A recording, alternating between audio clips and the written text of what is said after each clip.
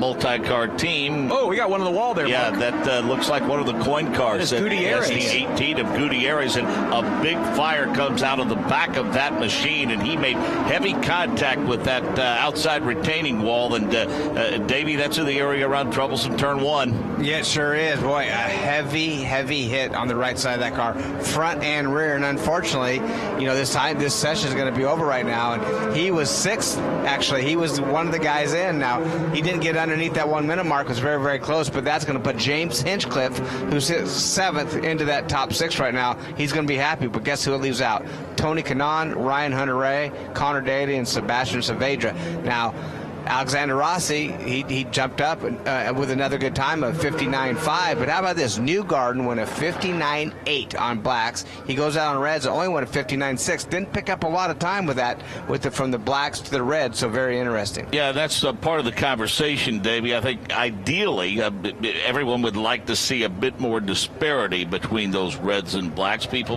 would like to see strategy enter into it with those reds and blacks not being so close together in terms of their wear. Know that the reds that the Firestone brought, or the alternate compound, they did add some grip level to that the compound. Yeah, and so it's gonna be interesting how it all lays out. But wow, what a big hit that was! And I have to tell you, I haven't seen a replay yet, but I have to think this could have been under the bumps, or who knows what really happened right here. But I'm looking forward to seeing the replay. And one thing I want to look back on Charlie Kimball's comments when he said, wow, these guys are crazy going through this, 9, 10, 11 section, which is very, very tight.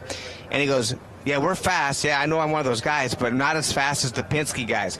So that just tells you how good those cars are, because that has nothing to do with engine. That has nothing to do with power going through those circuits. That's handling race cars. And I really think that's where Penske, they have those cars handling so well, and I think it's a situation to where down on power they've just had to. Oh yeah, that is coming off of turn 11. It happened a little bit earlier than where I thought it did, and when that turn 11's so tight right there, and if you miss it at all, and it looks like he turned in just a touch early, the front end slid, and he pile drive that outside wall in turn 11, just destroying the right side of that car. And Nick, he was not in a hurry to get into the safety vehicle. I mean, he's leaning up against that outside retaining wall, and he's trying to collect his thoughts a little bit. That was a big-time hit, heavy right-side damage to that race car. And it has been such an up-and-down weekend for Esteban Gutierrez. He had problems yesterday during the second practice session, exiting turn number 1, where he smacked the left side of that car that brought out a red flag and ended his session early. And as Davey talked about, boy, what a kick to the gut, because he was sitting there in 6th and was going to put that car into the second round.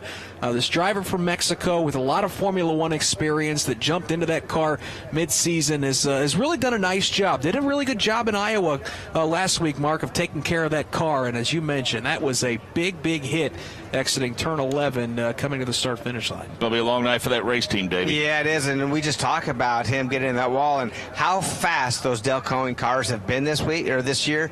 It's been amazing, but they've had a lot of damage, destroyed race cars, and this one's big enough where you can replace a lot of things, but if you damage the tub on these race cars, that's a completely new race car. He hit hard enough where it could have done some tub damage. Let's hope not, but it could be a big repair for them. Beneficiary would be James Hinchcliffe.